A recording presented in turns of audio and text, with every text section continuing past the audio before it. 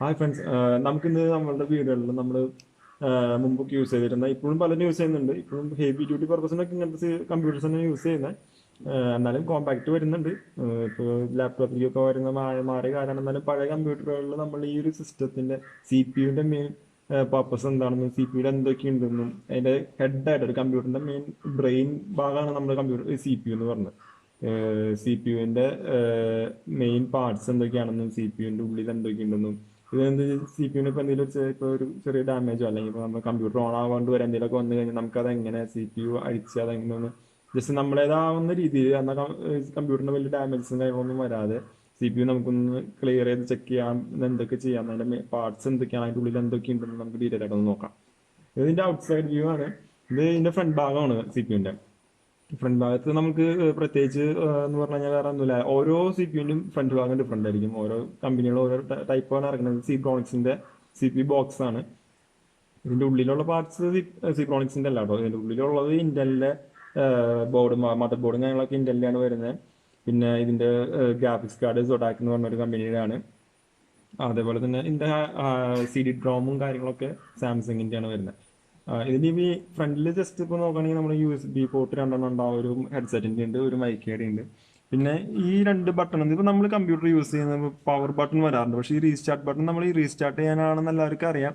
എന്നാൽ റീസ്റ്റാർട്ട് എന്നുള്ള main purpose ആ ഒരു ബട്ടൺ വെച്ചേക്കുന്നത് എപ്പോഴും നമ്മൾ ജസ്റ്റ് ഇരിക്കുമ്പോൾ നമുക്ക് തോന്നുമ്പോഴേക്ക് റീസ്റ്റാർട്ട് ചെയ്യാൻ ഒരിക്കലും യൂസ് ചെയ്യരുത്. നമ്മൾ അത്രയും ഇമ്പോർട്ടൻ്റ് ഒരു ആവശ്യം വന്നാൽ മാത്രമാണ് റീസ്റ്റാർട്ട് ബട്ടൺ യൂസ് ചെയ്യാവുക. കാരണം റീസ്റ്റാർട്ട് ബട്ടൺ എന്ന് പറഞ്ഞു കഴിഞ്ഞാൽ സിസ്റ്റത്തിന്റെ സോഫ്റ്റ്വെയറിനെ അതുപോലെ തന്നെ ഹാർഡ്വെയറിന്റെ ചില ഭാഗങ്ങളൊക്കെ റാമിനൊക്കെ ചില സമയത്തൊക്കെ ഭയങ്കരമായിട്ട് ഡാമേജ് ആവാൻ ചാൻസ് ഈ റീസ്റ്റാർട്ട് ബട്ടൺ കാരണം റീസ്റ്റാർട്ട് കൊടുക്കുമ്പോൾ വരാൻ ചാൻസ് ഉണ്ട്. അങ്ങനെ കണ്ടിന്യൂസ് ആയിട്ട് ഒരു ടൈം വല്ലപ്പോഴൊക്കെ ചെയ്യുന്നതുകൊണ്ട് ബുദ്ധിമുട്ടില്ല. പക്ഷെ കണ്ടിന്യൂസ് ആയിട്ട് നമ്മൾ റീസ്റ്റാർട്ട് ബട്ടൺ യൂസ് ചെയ്ത് കഴിഞ്ഞാൽ അത് കമ്പ്യൂട്ടർ ഫുള്ളായിട്ട് ഡാമേജ് ആവാൻ ചാൻസ് ഉണ്ട്. പിന്നെ നമ്മുടെ CD-ROM നമ്മുടെ സാംസങ്ങിന്റെ CD-ROM ആണ് വരുന്നത്. പിന്നെ അതേപോലെ തന്നെ ഒരു ഓപ്ഷൻ കൂടി ഉണ്ട്. നമുക്ക് ആവശ്യമുണ്ടെങ്കിൽ രണ്ട് CD-ROM ഇപ്പൊ നമ്മൾ ഈ CD റൈറ്റിംഗ് അതേപോലെ തന്നെ വീഡിയോ എഡിറ്റിംഗ് അങ്ങനത്തെ പർപ്പസിനൊക്കെ വരുമ്പോൾ ചിലപ്പോൾ രണ്ട് CD ഡ്രൈവിന്റെ ആവശ്യമൊക്കെ വരാറുണ്ട്, DVD ഡ്രൈവൊക്കെ. അപ്പോൾ അങ്ങനെ വരുമ്പോൾ നമ്മൾ ഒരെണ്ണം കൂടി വെക്കാനായിട്ട് ഒരു ഓപ്ഷനാണ് കൊടുത്തത്. പിന്നെ ഈ ഒരു സ്ക്വയർ കാണുന്നത് ഭംഗിക്ക് കൊടുത്തതെല്ലാം നമ്മളൊക്കെ പഴയ കാലത്ത് കമ്പ്യൂട്ടർ ഇറങ്ങി ഒരു 2005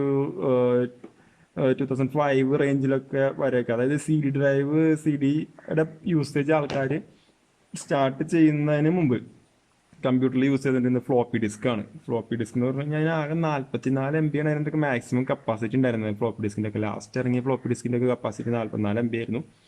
അത് CD പോലെ ആയിരുന്നു, ഒരു സ്ക്വയർ ആയിരുന്നു. അപ്പൊ ഫ്ലോപ്പി ഡ്രൈവിന് വേണ്ടി ഉണ്ടായിരുന്ന അന്നത്തെ കാലങ്ങളിൽ കമ്പ്യൂട്ടറിൽ ഫ്ലോപ്പി ഡ്രൈവ് മാത്രമേ ഉണ്ടായിരുന്നുള്ളൂ. അപ്പൊ അന്ന് പിന്നീട് CD ഡ്രൈവും ഫ്ലോപ്പി ഡ്രൈവും ഒരേപോലെ തന്നെ കമ്പ്യൂട്ടർ CPUസിൽ വന്നു തുടങ്ങി. അപ്പൊ അതിനുശേഷം ഇറങ്ങിയപ്പോൾ CD ഡ്രൈവ് മാത്രമായി, ഫ്ലോപ്പി ആണ് യൂസ് ചെയ്യണ്ടായി. കാരണം CD ഡ്രൈവിന്റെ കപ്പാസിറ്റി CD-ക്ക് 700 MB, DVD-ക്ക് 4 GB വരെ കപ്പാസിറ്റി. ഇപ്പോൾ ലേറ്റസ്റ്റ് ആച്ച 8 GB ഒക്കെ CD ഡ്രൈവ് ഒക്കെ ലാസ്റ്റ് ഇറങ്ങിയിട്ടുണ്ടായിരുന്നു. അതിനുശേഷം നമ്മൾ മെമ്മറി കാർഡിലേക്ക് മാറി. അപ്പൊ ഫ്ലോപ്പിയുടെ ഡ്രൈവും കാര്യങ്ങളും ഫ്ലോപ്പി ഡ്രൈവ് ഫിക്സ് ചെയ്യാനായിട്ടുള്ള ഒരു പോർഷനാണ് ഈ കൊടുത്തിരിക്കുന്നത്, ഈ ഒരു സ്ക്വയർ പോർഷൻ. പഴയ സിസ്റ്റം ഒക്കെ നമ്മളിപ്പോൾ ഒരു 90s അല്ലെങ്കിൽ 2000 റേഞ്ചിലൊക്കെ ഉള്ള ഒരു CPU നമ്മൾ ചെക്ക് ചെയ്ത് കഴിഞ്ഞാൽ അതിൽ ഫ്ലോപ്പി ഡ്രൈവ് പിടിക്കുന്നുണ്ടാവും. ഒരു നമ്മുടെ പഴയ കാസറ്റ്, സ്ക്വയർ കാസറ്റ് ഇടുന്ന പോലെ തന്നെ ഒരു സംഭവമാണ് അത്. കുറെ ആൾക്കാർ പഴയ ആൾക്കാർ കണ്ടിട്ടുണ്ടാവും. പുതിയ ഇപ്പൊ നമ്മുടെ 20s കിഡ്സ് ഒന്നും കാണാൻ ചാൻസ് കുറവാണ്. പുതിയ നമ്മളെ ആൾക്കാർ ജനറേഷൻ ആരും അത്രയും ഫ്ലോപ്പി ഡിസ്ക് യൂസ് ചെയ്തിട്ടില്ല. പിന്നെ ഇതിന്റെ ബാക്ക് സൈഡിലേക്ക് വരുമ്പോൾ ബാക്ക് സൈഡ് മിക്കവാറും എല്ലാ കമ്പ്യൂട്ടറിന്റെ പോലെ തന്നെയായിരിക്കും. പ്രത്യേകിച്ച് ഈ ഒരു പാനൽ യൂണിറ്റ് ഇതിന്റെ മദർ ബോർഡിന്റെ ഔട്ട് സൈഡ്, അതായത് നമ്മൾ മദർ ബോർഡിലേക്ക് കൊടുക്കുന്ന ഇൻപുട്സിന്റെ കണക്ഷൻസ് ഒക്കെയാണ്. അതായത് ഇൻപുട്സ് ഇപ്പൊ നമ്മൾ ഇത് കീബോർഡിന്റെയും ഇത് മൗസിന്റെയും ആണ് വരുന്നത്. പിന്നെ ഇത് സ്ക്രീനിലേക്ക് നമ്മുടെ ഡിസ്പ്ലേയിലേക്ക് ഔട്ട് എടുക്കുന്ന പോർഷനാണിത്. പിന്നീട് ഇത് USB 4 സ്ലോട്ട് വരുന്നുണ്ട്. അത് പല കമ്പ്യൂട്ടറിലും ചിലത് 6 സ്ലോട്ട് വരുന്നുണ്ട്, ചിലത് 2 സ്ലോട്ട് വരുന്നുണ്ട്, ചിലത് 4 സ്ലോട്ട്. അത് ഓരോ മദർ ബോർഡിന്റെ ഇതനുസരിച്ചിരിക്കും. ഇപ്പൊ വലിയ മദർ ബോർഡ്, അതായത് പവർ കൂടുതൽ യൂസ് ചെയ്യുന്ന മദർ ബോർഡ് ഒക്കെ ആണെങ്കിൽ 6 ഉണ്ടാവും. ഇത് 4 ഉള്ളൂ, 4 USB ആണ്. പിന്നീട് ഇത് വന്നേക്കുന്നത് നമ്മുടെ നെറ്റ്വർക്കിന്റെ ഡാറ്റയുടെ, അതായത് നെറ്റ് കണക്ട് ചെയ്യാനായിട്ട് പണ്ട് നമ്മൾ ഇപ്പോഴത്തെ കാലത്ത് ആൾക്കാർ വൈഫൈ ആയിക്കാണ് യൂസ് ചെയ്യുന്നത്. വൈഫൈ നെറ്റ്വർക്ക് ആണ് നമ്മളിപ്പോൾ ലാൻഡ് ലൈൻ എടുത്താൽ തന്നെ വരുന്നത്. അതിന് മുമ്പ് വൈഫൈ വരുന്നതിന് മുമ്പ് ഡയറക്റ്റ് ലാൻഡ് ലൈൻ ആയിരുന്നു. അപ്പോൾ അതിന്റെ ലൈൻ ഇൻ കൊടുക്കാനാണ്, അതായത് നെറ്റ് ഇതിലേക്ക് ഡയറക്റ്റ് കണക്ട് ചെയ്യാനായിട്ടുള്ള ഒരു സ്ലോട്ടാണ് ഇത്. പിന്നീട് വന്നിരിക്കുന്നത് ഈ 3 എന്ന് പറഞ്ഞു കഴിഞ്ഞാൽ സെൻട്രൽ ഭാഗം നമ്മുടെ സ്പീക്കർ യൂണിറ്റിലേക്ക് കൊടുക്കാനുള്ളതാണ്. ഇത് മൈക്ക്, അതായത് നമ്മൾക്കിപ്പോൾ സിസ്റ്റത്തിലേക്ക് നമ്മൾ മൈക്ക്, ഇപ്പോൾ ഹെഡ്സെറ്റിൻ്റെ മൈക്കാണെങ്കിൽ നമ്മൾ വോയിസ് ഇൻപുട്ട് കൊടുക്കണമെങ്കിൽ അതിൻ്റെ മൈക്ക് കണക്ട് ചെയ്യേണ്ട ഭാഗം അതിൻ്റെ പിന്നാണ് ഇത് കൊടുക്കേണ്ട സ്ലോട്ട്. പിന്നീട് ഇത് നമ്മൾ ലൈൻ എന്ന് പറയും. ലൈൻ എന്ന് പറഞ്ഞാൽ നമ്മളിപ്പോൾ സബ് വൂഫർ അല്ലെങ്കിൽ അതേപോലെ തന്നെ സൗണ്ട് സിസ്റ്റം ഒക്കെ അല്ലെങ്കിൽ നമ്മളുടെ ഹോം തിയേറ്റർ അങ്ങനത്തേക്കൊക്കെ സപ്ലൈ എടുക്കണമെങ്കിൽ ലൈനിൽ നിന്നാണ് സപ്ലൈ എടുക്കേണ്ടത്. കാരണം അത് ഇതിൽ നിന്ന് എടുത്തു കഴിഞ്ഞാൽ എന്തിട്ട് പ്രശ്നം എന്ന് വെച്ച് കഴിഞ്ഞാൽ ഇത് മാക്സിമം ഇതിൻ്റെ കപ്പാസിറ്റി എന്ന് പറഞ്ഞാൽ 2 സ്പീക്കർ, അതായത് ടു സ്പീക്കേഴ്സിൻ്റെ വരെ മാക്സിമം കപ്പാസിറ്റി അതിനുള്ളൂ. അതിന് മുകളിലേക്ക് ഉള്ള സ്പീക്കർ ഇതിൽ നിന്ന് ഔട്ട് എടുത്തു കഴിഞ്ഞാൽ ഇതിൻ്റെ മദർ ബോർഡ് സൗണ്ടിൻ്റെ ആ ഒരു സെക്ഷൻ കംപ്ലൈൻ്റ് ആവാൻ ചാൻസ് ഉണ്ട്. അപ്പോൾ ഇത് ഇല്ലാതിരിക്കാനാണ് ഇപ്പോൾ ഹോം തിയേറ്റർ ഒക്കെ വരുമ്പോൾ നമ്മൾ ഇതിൽ നിന്നായിരിക്കും നമ്മൾ മാക്സിമം ഔട്ട്പുട്ട് എടുക്കാൻ ശ്രമിക്കേണ്ടത്. ഇതിൽ നിന്ന് ഹെഡ്സെറ്റിനും അതേപോലെ 2 സ്പീക്കർ ഏറ്റവും ലൈറ്റായിട്ട് യൂസിന് വേണ്ടി മാത്രമുള്ളതാണ്.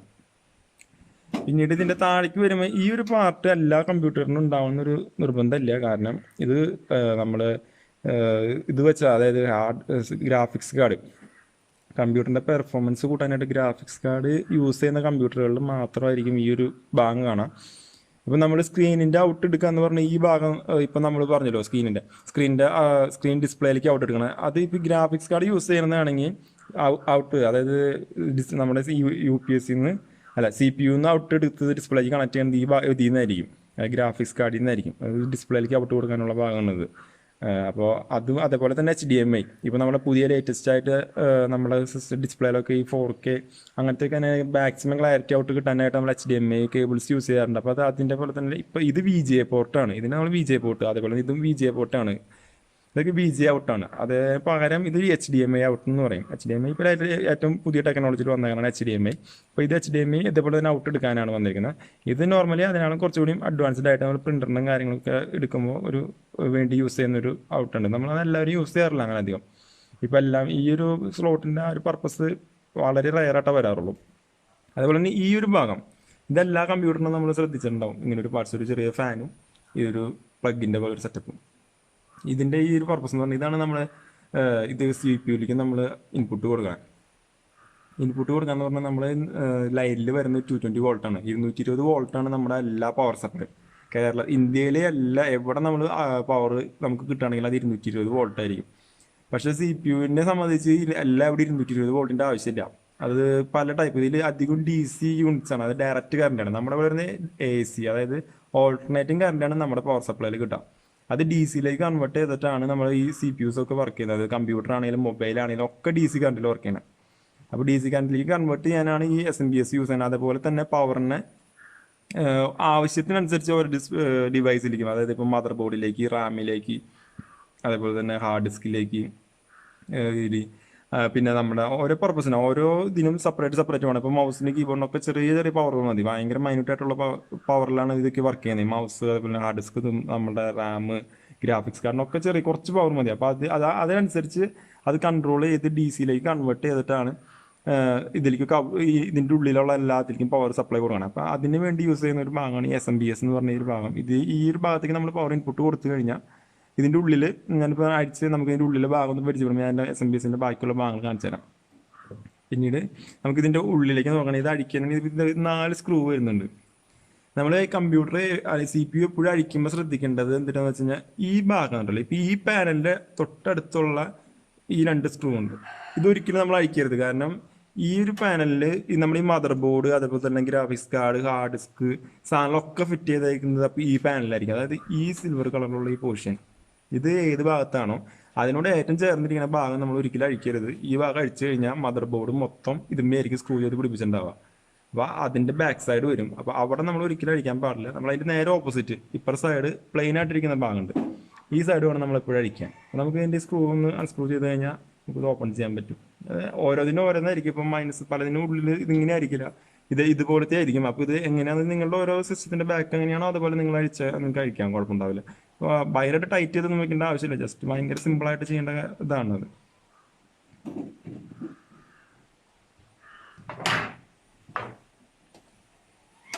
ഇതിപ്പോൾ ഓപ്പൺ ചെയ്ത് കഴിഞ്ഞാൽ ഇങ്ങനെയായിരിക്കും CPU-ന്റെ അധികം CPU-ന്റെ ഉള്ളിലും ഇതേപോലെ തന്നെ ആയിരിക്കും കാണാണ്ടാവുക. ഇതിൻ്റെ ഇപ്പോൾ ഉള്ളിലുള്ള പാർട്സ് എന്ന് പറഞ്ഞു കഴിഞ്ഞാൽ ഇപ്പോൾ ഈ ഇന്റൽ എന്ന് പറഞ്ഞിട്ട് എഴുതിയിരിക്കുന്നത് നമ്മൾ വരുമ്പോൾ കാണാം. അതേപോലെ തന്നെ ഈ SMPS, ഇതാണ് SMPS. ഇതിൽ നിന്നാണ് പവർ സപ്ലൈ ഫുള്ളും വരുന്നത്. ഇപ്പോൾ നമ്മൾ ഈ 220 വോൾട്ട് ഇൻ കൊടുത്തു കഴിഞ്ഞാൽ വോൾട്ടേജിൽ കാണിക്കുന്നുണ്ട് 220 വോൾട്ട് ഇൻ കൊടുത്തു കഴിഞ്ഞാൽ ഇത് 50 ഹെർട്സിൻ്റെ പവറാണ് ഇതിലേക്ക് ഇൻപുട്ട് നമ്മൾ സപ്ലൈ കൊടുക്കേണ്ടത്. അത് കൊടുത്തു കഴിഞ്ഞാൽ ഇതിൻ്റെ ഇപ്പോൾ മാക്സിമം വോൾട്ട് ഇപ്പോൾ 3.3 വോൾട്ട് 5 വോൾട്ട് 12 വോൾട്ട് അങ്ങനെ പറഞ്ഞ പല വോൾട്ടേജിലും കാണാം. ഇതിപ്പോൾ ഓരോന്നിനും ഓരോ യൂണിറ്റിന് ഇപ്പോൾ ഹാർഡ് ഡിസ്കിന് CD ഡ്രൈവിന് അതേപോലെ തന്നെ ഗ്രാഫിക്സ് കാർഡിന് മദർ ബോർഡിന് ഒക്കെ സെപ്പറേറ്റ് ആയിട്ടാണ് പവർ വേണ്ടത്. അപ്പോൾ അതൊക്കെ ഈ SMBS വെച്ചിട്ട് ഇത് സപ്ലൈ കൊടുക്കുക. ഇതിപ്പോൾ മെർക്കുറി എന്ന് പറഞ്ഞ ഒരു കമ്പനിയുടെ SMBS ആണ്. പല ബ്രാൻഡുകളും പല കമ്പനികളും ഇഷ്ടംപോലെ ഇന്ത്യയിൽ വരുന്നുണ്ട്. SMBSന്റെ പല യൂണിറ്റുകളും പല കമ്പനികൾ ഇറക്കുന്നുണ്ട്.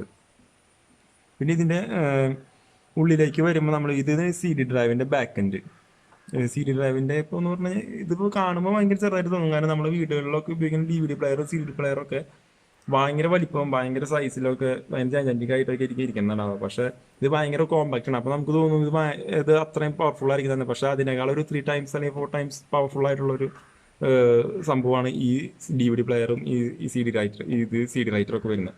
ഇതിൻ്റെ എന്ന് പറഞ്ഞാൽ അതിനേക്കാളൊക്കെ ഹൈ പവർ ആയിരിക്കും. അതേപോലെ തന്നെ അതിനേക്കാളും എഫിഷ്യൻ്റ് ആയിട്ട് വർക്ക് ചെയ്യാൻ പറ്റും ഇതിലുള്ള CD പ്ലെയർ. സാംസങ്ങിൻ്റെ എന്നൊക്കെ പറഞ്ഞാൽ അത്യാവശ്യം ബ്രാൻഡഡ് ആയിട്ടുള്ള CD പ്ലെയർ ഇതിൻ്റെ ലോക്കലിൽ ഇപ്പോൾ പല കമ്പനികളിലും വരുന്നുണ്ട്. പക്ഷെ സിസ്റ്റത്തിലേക്ക് കമ്പ്യൂട്ടറിലേക്ക് നമ്മൾ കൊടുക്കുന്ന CD ഡ്രൈവ് അല്ലെങ്കിൽ DVD ഡ്രൈവ് ആണെങ്കിൽ അത് ഹൈ പവറുള്ളതായിരിക്കും. നല്ല എഫിഷ്യൻ്റ്ലി വർക്ക് ചെയ്യുന്ന ഒരു ഇതായിരിക്കും. അതേപോലെ തന്നെ താഴേക്ക് വന്നു കഴിഞ്ഞാൽ ഈ കാണുന്നത് ഇതിൻ്റെ ഹാർഡ് ഡിസ്ക്. അതായത് നമ്മൾ എന്തൊക്കെ സ്റ്റോറേജ്, അതായത് നമ്മൾ ഇതിലേക്ക് കൊടുക്കുന്ന ഇൻപുട്സ്, വീഡിയോസ്, ഫയൽസ്, ഫോട്ടോസ് ഒക്കെ സ്റ്റോർ ചെയ്ത് വെക്കുന്നത് ഹാർഡ് ഡിസ്കിലാണ്. ഇതാണ് ഇതിൻ്റെ സ്റ്റോറേജ് പ്ലേസ്. അതായത് നമ്മൾക്ക് വേണമെങ്കിൽ നമ്മുടെ തലച്ചോറിൽ ബുദ്ധി ഇരിക്കുന്ന ഭാഗം നമ്മൾ പഠിക്കുന്ന കാര്യങ്ങളൊക്കെ ഓർമ്മിച്ച് വയ്ക്കാന്നൊക്കെ പറഞ്ഞ പോലെ ഇതിൻ്റെ എല്ലാ കാര്യങ്ങളും ഇതിലേക്ക് കൊടുക്കുന്നത് സ്റ്റോറേജ് വരുന്നത് ഫുള്ളും ഇതിലാണ്. പിന്നെ ഇതിൻ്റെ ഉള്ളിലേക്ക് വരുമ്പോൾ ഈ കാണുന്നതാണ് നമ്മളെ ഗ്രാഫിക്സ് കാർഡ്. ഇത് മിക്ക എല്ലാ കമ്പ്യൂട്ടറിലും ഉണ്ടാവണമെന്നില്ല. ഇപ്പം അതായത് ഒരു നോർമൽ പർപ്പസ്, ഇപ്പോൾ ജസ്റ്റ് നമ്മുടെ സാധാരണ ഒരു പർപ്പസിന് വേണ്ടി ഒരു സ്റ്റഡി പർപ്പസിന് അല്ലെങ്കിൽ അങ്ങനത്തെ എടുക്കുന്നതിനൊക്കെ ഈ ഗ്രാഫിക്സ് കാർഡ് ഉണ്ടാവണം നിർബന്ധമില്ല. ഗ്രാഫിക്സ് കാർഡ് മെയിനായിട്ട് ഇത് ഹെവി ഡ്യൂട്ടി പർപ്പസുകൾക്കൊക്കെയാണ് ഗ്രാഫിക്സ് കാർഡ് നമ്മൾ യൂസ് ചെയ്യാം. എല്ലാത്തിനും ഇത് ഉണ്ടാവണമെന്നില്ല. പിന്നെ ഇതിൻ്റെ ഉള്ളിലേക്ക് വരുമ്പോൾ ഈ കാണുന്ന പാർട്ടാണ് റാം എന്ന് കാണിക്കാം. ഈ ഭാഗം ഉണ്ടല്ലോ, ഈ ചെരിഞ്ഞിരിക്കുന്ന ഈ ഒരു പാർട്ട്, ഇതാണ് ഈ റാം എന്ന് പറഞ്ഞ സംഭവം. റാം എന്ന് പറഞ്ഞാൽ അതിൻ്റെ മെയിൻ പർപ്പസ് എന്ന് വെച്ച് കഴിഞ്ഞാൽ ഇപ്പം നമ്മൾ സിസ്റ്റം റൺ ചെയ്തുകൊണ്ടിരിക്കുമ്പോൾ അതിൻ്റെ കാര്യങ്ങൾ കൺട്രോൾ ചെയ്യണതും അതിൻ്റെ എല്ലാ ഇതും ചെയ്യുന്നത് റാമാണ്. റാം ഇല്ലെങ്കിലുള്ള പ്രശ്നം സിസ്റ്റം ഒരിക്കലും റൺ ചെയ്യില്ല. റാം എന്ന് പറഞ്ഞാൽ നമ്മളിപ്പോൾ എന്താ പറയുക, ലൈവ് മെമ്മറി ഒക്കെ എന്ന് പറയില്ല. നമ്മളിപ്പോൾ ലൈവായിട്ട് നമ്മൾ ആക്റ്റീവായിട്ടിരിക്കുന്ന എല്ലാ കൺട്രോളിങ്സും കമ്പ്യൂട്ടറിൻ്റെ ചെയ്യുന്നത് റാമാണ്. ഇത് നമുക്ക് ഈ റാം കംപ്ലൈൻ്റ് ആയാതെ നമുക്ക് പിന്നെ കമ്പ്യൂട്ടറിൽ ഒരു സംഭവം നടക്കില്ല. റാം നമുക്ക് തന്നെ അഴിക്കാനുള്ള ഓപ്ഷൻ ഉണ്ട്. നമുക്ക് ജസ്റ്റ് ഇത് ഈ രണ്ട് സൈഡിൽ 2 ലിവർ ഉണ്ടാവും. അത് ജസ്റ്റ് നൈസായിട്ടൊന്ന് തള്ളി കൊടുത്തു കഴിഞ്ഞാൽ അതുകൊണ്ട് എടുക്കാം. നമുക്ക് റാം വളരെ നൈസായിട്ട് എടുക്കാൻ പറ്റും. ഇതാണ് റാം. ഇതിൻ്റെ ഈ ഭാഗത്ത് നമ്മൾ ജസ്റ്റ് ഒന്ന് റബ്ബർ ചെയ്ത്, ഇപ്പോൾ നമ്മളിപ്പോൾ എന്തെങ്കിലും കമ്പ്യൂട്ടർ ഒന്ന് കുറേ നാളായിട്ട് യൂസ് ചെയ്യാണ്ടിരുന്നിട്ട് പിന്നീട് കമ്പ്യൂട്ടർ യൂസ് ചെയ്യുമ്പോൾ കമ്പ്യൂട്ടറിന് ഇപ്പോൾ ഓൺ ആവാണ്ടിരിക്കുക, വെറുതെ ഒന്നും ചെയ്യാണ്ടിരുന്നാലും കമ്പ്യൂട്ടർ ഓൺ ആവാണ്ടിരിക്കുക. അതിൻ്റെ മെയിൻ കാരണം ഇതിൻ്റെ ഉള്ളിലേക്കൊക്കെ പൊടി ഇറങ്ങിയിട്ട്, ഇതൊക്കെ വളരെ മൈന്യൂട്ടായിട്ടുള്ള പാർട്സാണ്. ഇവിടെയൊക്കെ പൊടി ഇറങ്ങിയിട്ട് ഇത് കംപ്ലൈൻ്റ് ആവാൻ ചാൻസ് ഉണ്ട്. അപ്പോൾ നമ്മൾ ജസ്റ്റ് ഒന്ന് നമ്മുടെ നല്ലൊരു റബ്ബർ എടുത്തിട്ട് ഇതിൻ്റെ സൈഡ് ഒന്ന് ജസ്റ്റ് ഒന്ന് ഇങ്ങനെ റബ്ബ് ചെയ്ത് വളരെ നൈസായിട്ടൊന്ന് അങ്ങോട്ടും ഇങ്ങോട്ടും ഒന്ന് റബ്ബ് ചെയ്യുക. അതുപോലെ തന്നെ അവിടെ നിന്ന് ഇങ്ങോട്ടും നൈസായിട്ടൊന്ന് റബ്ബ് ചെയ്ത് കഴിഞ്ഞാൽ ഈ സംഭവം അത് ക്ലീൻ ആവും. അതിൻ്റെ ഉള്ളിലുള്ള ചെറിയ പൊടിയും ക്ലാവും കാര്യങ്ങളൊക്കെ പോകും. അത് ക്ലീൻ ചെയ്തിട്ട് നമുക്ക് അതേപോലെ തന്നെ വളരെ നൈസായിട്ട് ഇതിൻ്റെ ഉള്ളിലേക്ക് നമുക്ക് ഫിറ്റ് ചെയ്യാൻ പറ്റും.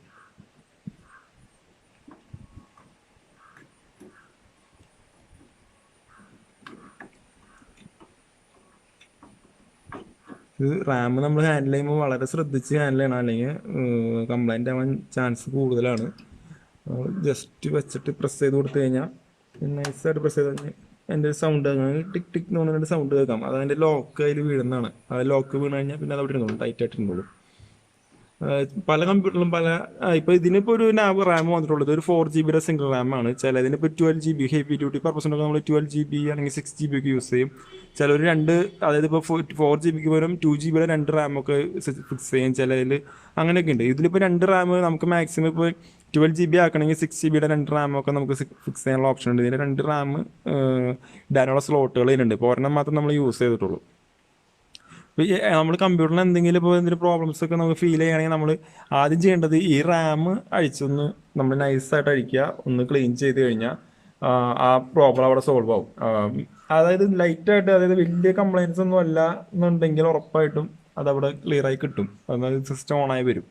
പിന്നെ നമ്മൾ എപ്പോഴും ശ്രദ്ധിക്കേണ്ടത്, നമ്മൾ അഴിക്കുമ്പോഴും വെക്കുമ്പോഴും ഈ ഫാനിൻ്റെ ഭാഗത്ത് വയറുകളൊന്നും ടച്ച് ചെയ്യാണ്ടിരിക്കണം. ഈ ഫാൻ എപ്പോഴും ഫ്രീ ആയിട്ട് കറങ്ങണം.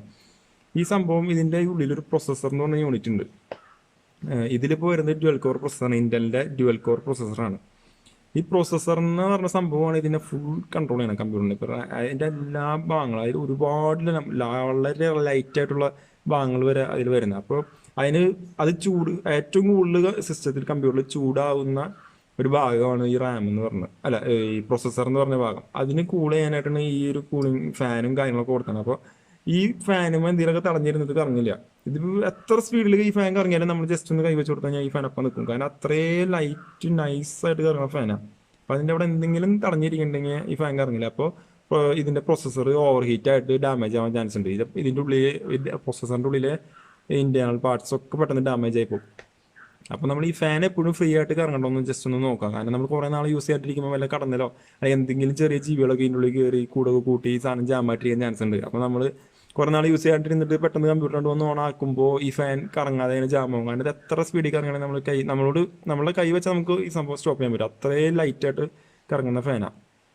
അതുപോലെ തന്നെ നല്ല സ്പീഡിലും കറങ്ങും. അപ്പോൾ നമ്മളതൊന്ന് ഒന്ന് ഫ്രീ ആയിട്ട് തന്നെ വളരെ ഫ്രീയിൽ ഇങ്ങനെ കറങ്ങുന്നുണ്ടോ എന്ന് നമ്മൾ ജസ്റ്റ് ഒന്ന് ചെക്ക് ചെയ്യുക, കൈ കൊണ്ട് തട്ടിയ. പിന്നെ രണ്ടാമത് കുറേ നാൾ കമ്പ്യൂട്ടർ യൂസ് ചെയ്യാണ്ടിരിക്കുമ്പോൾ ഈ ബാറ്ററി ഉണ്ട്, ഇതിൻ്റെ ക്ലോക്ക് ബാറ്ററിയാണ്. അതായത് കമ്പ്യൂട്ടർ നമ്മൾ ഓഫ് ചെയ്താലും ഓൺ ചെയ്താലും ഫുൾ ടൈം ഇത് നമ്മുടെ ഈ വാച്ചിലെ ബാറ്ററി പോലെ തന്നെ ഈ ബാറ്ററി ഉണ്ടാവും. അപ്പോൾ ഈ ബാറ്ററിയുടെ മെയിൻ പർപ്പസ് ഈ കമ്പ്യൂട്ടറിൻ്റെ ക്ലോക്ക് ടൈം, അതായത് ഇതിൻ്റെ കമ്പ്യൂട്ടറിൽ ഇന്ത്യയിൽ എപ്പോഴും ഇതിൻ്റെ ഒരു ടൈം സെറ്റ് ചെയ്തിട്ടുണ്ട്. റണ്ണിങ്ങിൽ ഇങ്ങനെ എപ്പോഴും അതിങ്ങനെ നമ്മുടെ വാച്ച് പോലെ അതിങ്ങനെ ക്ലോക്ക് അതിൻ്റെ ടൈം അതിനെ റെക്കോർഡ് ചെയ്തുകൊണ്ടിരിക്കുന്നുണ്ട് കമ്പ്യൂട്ടർ. നമ്മൾ full time computer shut down ചെയ്ത് വെച്ചാലും ഇതിൻ്റെ ടൈം എപ്പോഴും കറക്റ്റായിട്ട് ആയിരിക്കും. അതായത് നമ്മളിപ്പോൾ കമ്പ്യൂട്ടർ ഫുള്ള് ഊരി ഇതിൻ്റെ എല്ലാം ഡിസ്കണക്ട് ചെയ്ത് വെച്ചിട്ട് വീണ്ടും ഇത് റീകണക്ട് ചെയ്ത് നമ്മൾ ഓൺ ആക്കിയാലും ഇത് സീറോയിലേക്ക് പോവില്ല. നമ്മളിപ്പോൾ സാധാരണ ബാറ്ററി, നമ്മുടെ ക്ലോക്കിലെ ബാറ്ററി ഒക്കെ ഡിജിറ്റൽ ക്ലോക്കിലൊക്കെ ബാറ്ററി ഊരിയിട്ട് വീണ്ടും ഇട്ട് കഴിഞ്ഞാൽ അതൊക്കെ 12, അതായത് 12 മണിയിലേക്ക് പോകും, ഒക്കെ സീറോ ആയി പോകും. അത് പക്ഷേ കമ്പ്യൂട്ടറിൽ ഒരിക്കലും അങ്ങനെ വരില്ല. അങ്ങനെ വരാണ്ടിരിക്കാനാണ് ഈ ബാറ്ററി കൊടുത്തത്. പക്ഷെ നമ്മൾ പലരും ഈ ബാറ്ററിയുടെ കേസ് നമ്മൾ ആലോചിക്കാറില്ല.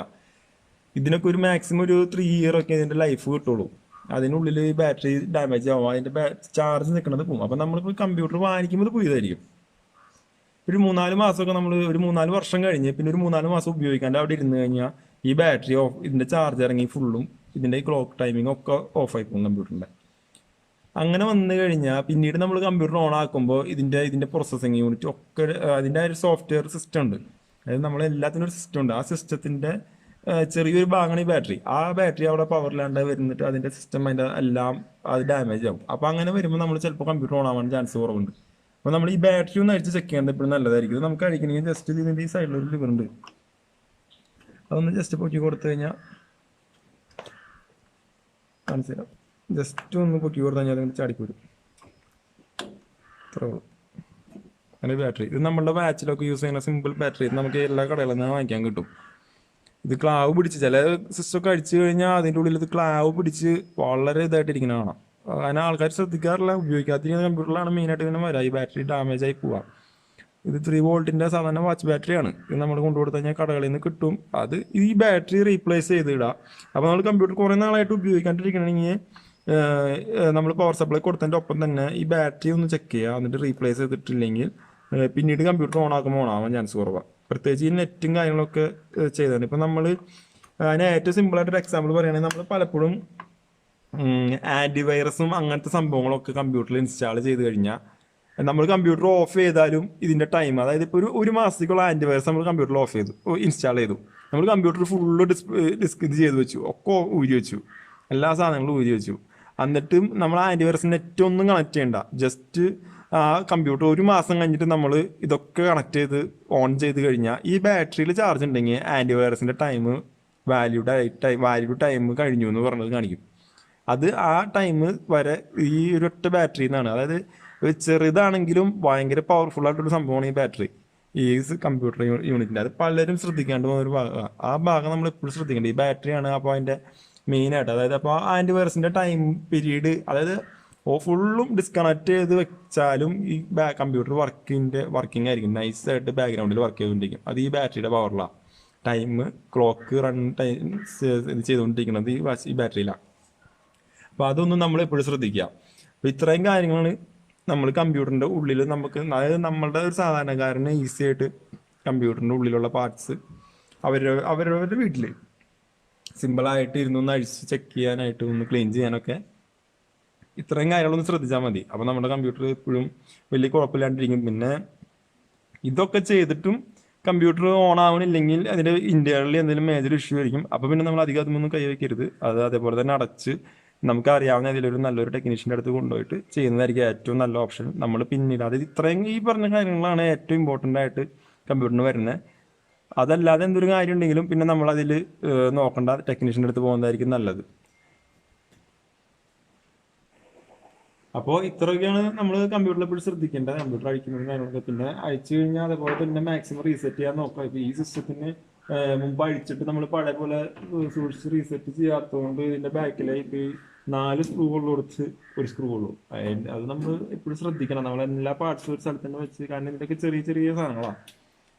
അപ്പോൾ അത് അതുപോലെ തന്നെ റീസെറ്റ് ചെയ്ത് വെക്കുക. പിന്നെ നമുക്ക് ഈ പറഞ്ഞ 3 കാര്യങ്ങൾ, ഈ ബാറ്ററിയുടെ ഇത് മാറ്റി ബാറ്ററി ഒന്ന് ചേഞ്ച് ചെയ്ത് നോക്കുക, റാം ഒന്ന് അടിച്ച് ക്ലീൻ ചെയ്ത് നോക്കുക. ഈ 2 കാര്യങ്ങളും ചെയ്തിട്ട് സിസ്റ്റം കറക്റ്റായിട്ട് ഓൺ ആയില്ലെങ്കിൽ പിന്നെ നമ്മൾ അധികം അതിലൊന്നും അഴിക്കരുത്. കാരണം അതിൻ്റെ എല്ലാ പാർട്സും ഭയങ്കര എക്സ്പെൻസീവ് ആയിരിക്കും. പിന്നെ നമ്മളത് കൈ വെച്ച് കഴിഞ്ഞാൽ പണി കിട്ടാൻ ചാൻസ് ഉണ്ട്. അപ്പോൾ നമ്മളപ്പോൾ അത് എപ്പോഴും ശ്രദ്ധിക്കുക. അപ്പോൾ അത്രയും കാര്യങ്ങൾ ചെയ്തിട്ട് റെഡി ആയില്ലെങ്കിൽ അതിലും നല്ലൊരു ടെക്നീഷ്യൻ്റെ അടുത്ത് കൊണ്ടുപോയിട്ട് നമുക്ക് നോക്കാം. അപ്പോൾ ഇതെന്ന് പറഞ്ഞാൽ ഈ ഒരു ബേസിക് ആണ്. അതായത് ഒരു സിസ്റ്റം ഓൺ ആവേണ്ടിരുന്ന അതിൻ്റെ ഒരു ഫസ്റ്റ് എയ്ഡ് എന്നുള്ള ഭാഗം ഇതാണ് നമ്മളിപ്പോൾ ചെയ്തത്. നമ്മുടെ CPU ഒരു ഫസ്റ്റ് എയ്ഡ് ചെയ്ത് നോക്കാം എന്നുള്ള രീതിയിലാണ്.